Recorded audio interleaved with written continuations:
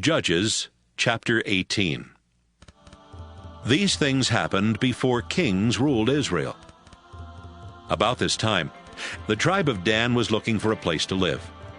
The other tribes had land, but the people of Dan did not really have any to call their own.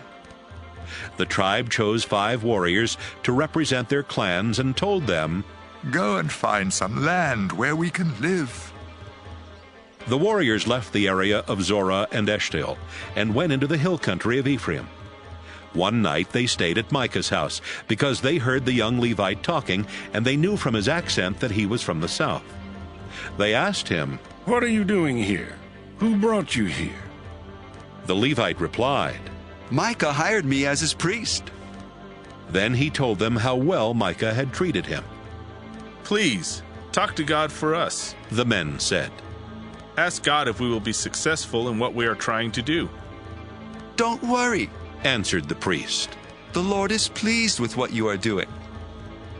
The 5 men left and went to the town of Laish, whose people were from Sidon, but Sidon was too far away to protect them. Even though their town had no walls, the people thought they were safe from attack, so they had not asked anyone else for protection, which meant that the tribe of Dan could easily take over Laish. The 5 men went back to Zorah and Eshtaol, where their relatives asked, "Did you find any land?" "Let's go," the 5 men said. "We saw some very good land with enough room for all of us, and it has everything we'll ever need. What are you waiting for? Let's attack and take it. You'll find that the people think they're safe, but God is giving the land to us." 600 men from the tribe of Dan strapped on their weapons and left Zorah and Eshtaol with their families. One night they camped near Kiriath Jearim in the territory of Judah, and that's why the place just west of Kiriath Jearim is still known as Dan's camp. Then they went into the hill country of Ephraim. When they came close to Micah's house, the 5 men who had been spies asked the other warriors, "Did you know that someone in this village has several idols and a sacred priestly vest? What do you think we should do about it?" The 600 warriors left the road and went to the house on Micah's property where the young Levite priest lived. They stood at the gate and greeted the priest. Meanwhile, the 5 men who had been there before went into Micah's house and took the sacred priestly vest and the idols. "Hey!" the priest shouted. "What do you think you're doing?" "Quiet," the men said. "Keep your mouth shut and listen. Why don't you come with us and be our priest, so you can tell us what God wants us to do? You could stay here and be a priest for one man's family, but wouldn't you rather be the priest for a clan, or even a whole tribe of Israel?" The priest really liked that idea, so he took the vest and the idols and joined the others from the tribe of Dan. Then they turned and left after putting their children, their cattle, and the rest of their other possessions in front. They had traveled for some time before Micah asked his neighbors to help him get his things back. He and his men caught up with the people of Dan and shouted for them to stop. They turned to face him and asked, "What's wrong?